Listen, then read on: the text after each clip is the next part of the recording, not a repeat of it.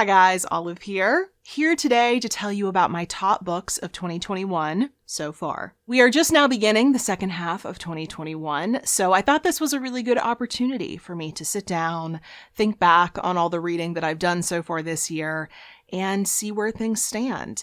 And this list of 10 books is what I came up with, or really, it's kind of a combination of two different lists, because the way I saw it, me as a reader, I read about 70% nonfiction to 30% fiction. So I decided to give 3 slots to fiction books and 7 slots to nonfiction books. That felt about right. However, I have ranked both of the lists as though they are 2 separate lists. I've never felt right about pitting nonfiction against fiction. I think they're 2 totally different things. So I didn't want to compare them against each other. So that's why we have 2 different lists going on. But I have had a fantastic reading year so far this year. So all of the books on both lists are really top notch. I also just want to give my usual disclaimer before talking about the books that these aren't necessarily books that were published in 2021. These are simply books that I have read in 2021. However, I am reading so many more new releases than I ever have before. So actually the majority of the books that appear on this list of 10 were published in 2021. I'll start with the fiction since it's the shorter of the 2 lists, but my third favorite fiction book of the year so far is a backlist title. It's also one that I read on New Year's Day. That's Hausfrau by Jill Alexander Essbaum. I had been meaning to read this book for years. I kept putting it off for whatever reason, and now I'm absolutely kicking myself that I did not read this book sooner because of how much I enjoyed it.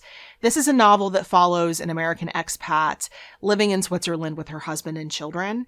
And we find out pretty much immediately that she's miserable. We don't know entirely why. I'm not even sure she knows entirely why she's miserable, but she's had a really hard time adopting her adopted country. She doesn't really want to be there. Her husband believes that if she enrolls in a German language class and learns to speak the language, that she might feel a little bit more at home. But really, when she gets into that language class, she just ends up starting an affair with someone else who is also taking the class, and we're told it's not the first time she stepped out on her husband. But the fact that Anna is at least attending these language classes, mainly to see her lover, but she is at least showing up to these classes, for the majority of the novel, the author, Jill Alexander Essbaum, uses that as a reason to use language about language and language about language learning to communicate some of Anna's inner desires and frustrations that she's just not able to voice for whatever reason. It is so clever the way she does that. This book is highly sexual, so I can't imagine that it will be everyone's cup of tea, but I thought it was amazing. So thought-provoking and really just superbly done. So glad I binged through this on New Year's Day. It was just the most fantastic way to start out my reading year. It is an Anna Karenina retelling of sorts. So if you love Anna Karenina, you want to read a more modern take on it, or if you're looking for a book to be a companion book as you read Anna Karenina, reread it or read it for the first time, this would be a great choice. My second favorite work of fiction in 2021 so far is Mary Jane by Jessica Anya Blau. This is a sweet yet complex coming-of-age story set in 1975 Baltimore. A 14-year-old girl takes on a job as a summer nanny for a very eclectic couple, and everything gets more complicated in good and bad ways when a pair of celebrities comes to stay with that couple that she's working for the entire summer. I will fully admit that coming-of-age stories have never been my all-time favorite thing.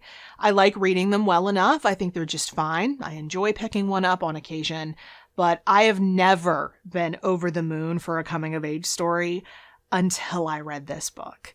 Just the way that Mary Jane transforms over this summer, it felt so realistic. It felt so true to life because it's not a dramatic transformation. You can just tell that her eyes have been opened.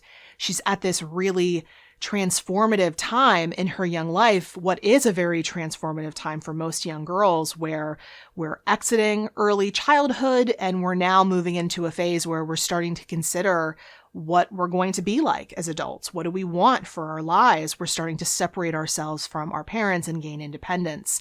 And this summer was so critical for her character that she can see that she can choose her parents' life, she could choose the life that this family has, that the celebrities have, or she could choose something else entirely. She discovers new sides to herself. She discovers that she has her own voice in more ways than one. I thought it was just delightful. And that's why I gave this book its own review here on this channel. I will link that review for you in the description box below and up in the cards if you'd like to hear more about it. But my favorite work of fiction so far this year is actually a classic. Their Eyes Were Watching God by Zora Neale Hurston. I had this book on my what feels like ever expanding list of classic books that I want to read, and I knew I was going to get to it someday, but when my friend Amanda, who runs the literary themed candle company North Avenue Candles, based her June candle off of this book, it gave me the perfect excuse to prioritize it. And I am so glad that I did. This book tells the story of a Black woman named Janie living in Florida. She has 3 different men come in and out of her life throughout her life, but only when she's with the third of those 3 men can she truly experience personal freedom by being able to express all the different sides of herself and all the different sides of her character.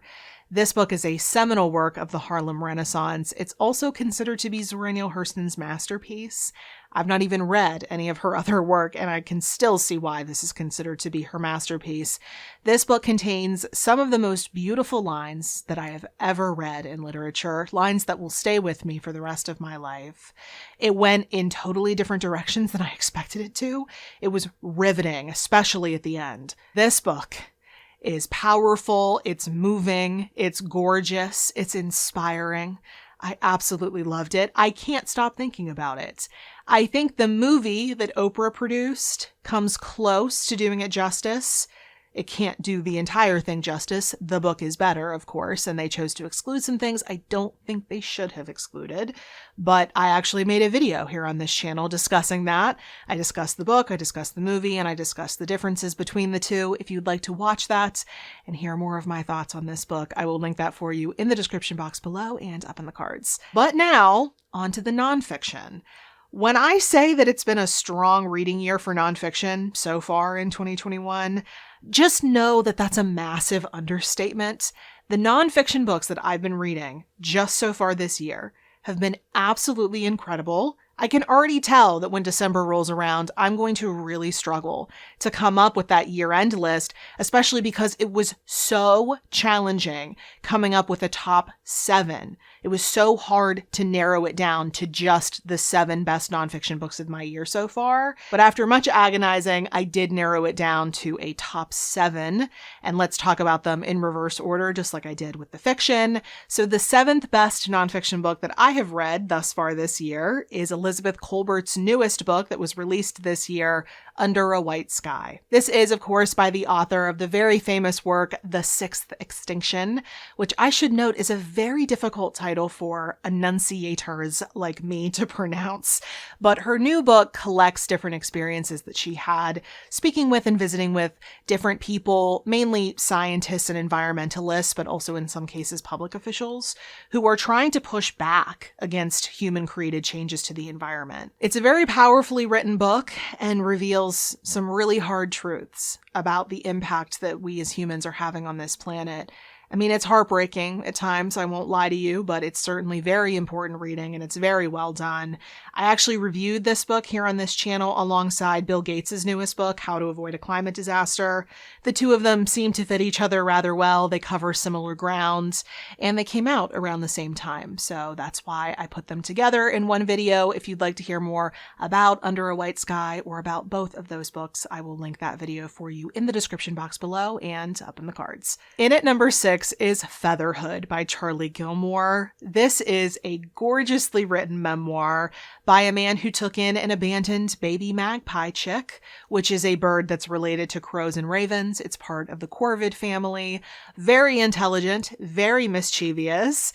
But during the time that he was caring for this bird, he was thinking a lot about his more general feelings about fatherhood as a concept and whether or not it was for him. He was busy nurturing this bird. He and his partner partner were contemplating starting their own family. They eventually decide to do that. And during that entire time, he's working out his own feelings about fatherhood because of his long, complicated history with his own estranged father. This book is just so well written. It's funny, it's clever, it's touching.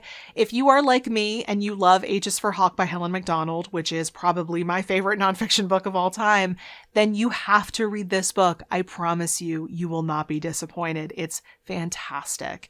I loved this one so much that I also gave this one its own review here on this channel, which I will, of course, link in the description box and up in the cards. My number 5 favorite nonfiction book of the year so far is Empire of Pain by Patrick Radden Keefe.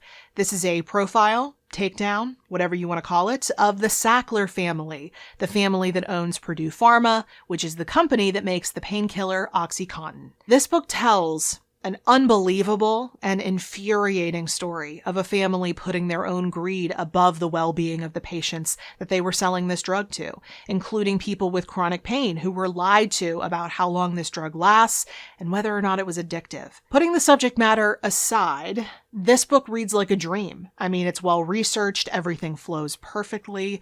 Patrick Radden Keefe is just a master at his craft. So if you've heard the hype surrounding this book and you're wondering, is it actually that good? Allow me to tell you, yes, I do think it is actually that good. You should absolutely read it.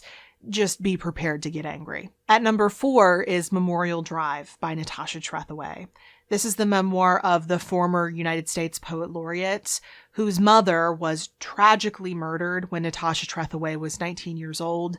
The murder was carried out by Natasha Trethewey's former stepfather, her mother's ex-husband. Even considering what she speaks about in this book, it is absolutely gorgeous, and you can definitely tell that it was authored by a poet, just with the language. I would say more about it, but I'm actually going to be posting a review of this book here very shortly, so I will stop myself and just say that I loved it. For any of you finding this video later on, once that video has been posted, I will link it down in the description box below and up in the cards.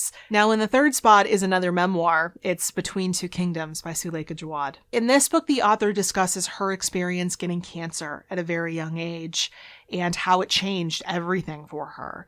She did survive, thankfully, as the existence of this memoir might imply, but after she got her final treatment, she decided she wanted to go on a cross-country road trip to kick off her life again, to restart her life after everything had been put on hold for years just to fight for her life. It probably won't surprise you to hear this at this point in the video, but this is also one I gave a review here on this channel. And if you're interested in reading this book, I would actually recommend you go and watch my review video before you pick it up. Not just because I'm proud of that video and I put a lot of hard work into it, as I do all of my videos, but also because I discuss in that review video why I think the cover that the publisher chose for this book isn't entirely representative of what the book has to offer. But also in that review video, I talk about why I think this book is beautiful, albeit heart-wrenching. I think Jaouad did an amazing job writing it. Her story is incredible. If you are a fan of memoir, this is a 2021 release you won't want to miss. But now on to the cream of the crop. My second favorite nonfiction book of 2021 so far is Word by Word by Corey Stamper. This is a really interesting mixture of memoir, but also just grander discussions about English language dictionaries. It was written by someone who has worked at the dictionary Merriam-Webster for a large portion of her life. The memoir elements of this book are much more important as the book opens, when the author is introducing herself, talking about her own love of words, talking about how she originally got her job as a lexicographer at Merriam-Webster, and what that job entails, what the different people who hold that job are generally like. But later on in the book, the memoir elements become less important. They're much more introductions to different topics of discussion that the author wants to have about what the purpose of a dictionary actually is. I thought this book was hilarious, but then also thought-provoking. So it's challenging, but it's also light. It's one of the most entertaining nonfiction books that I have ever read in my life. And I've read quite a few, if you can believe that. If you can handle some nitty-gritty details about job functions and the intricacies of language, you are in for a great time with this one. But my favorite nonfiction book of the last 6 months is definitely Stranger Care by Sarah Centillas. This is another memoir. Not surprising. I love memoir. But in this book, the author talks about her experience, one that she shared with her husband, of taking in a baby from foster care, hoping to adopt her, and then having to give her back. It's a heartbreaking story, but it is full of such beautiful moments and discussions about what it means to be a family. I have felt and continue to feel an enormous personal connection to this book, hence why it's on my favorites, my best books of the year so far list. I'm not going to talk about why I felt that in this video for a couple of different reasons, the biggest one being that I'm currently in the process of writing about this book. I can't say more than that. A little bit too much is uncertain right now. I'll know more in hopefully the near future, but let's just say that I've read this book twice now, and it's hit me hard in the best possible way both times. I can't recommend it enough. So that's where things stand halfway through the year of 2021. It's always interesting to look back on this midpoint video as the end of the year comes along. I do think that it would take a really spectacular novel to unseat Their Eyes Were Watching God. I do very much think that that's going to be my top book of the year.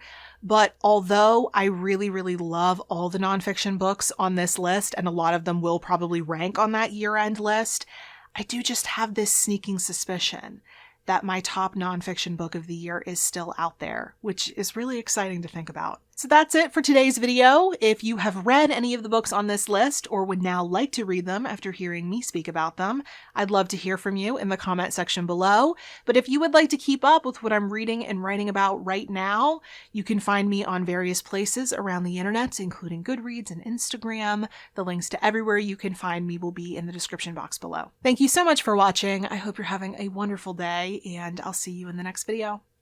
Bye.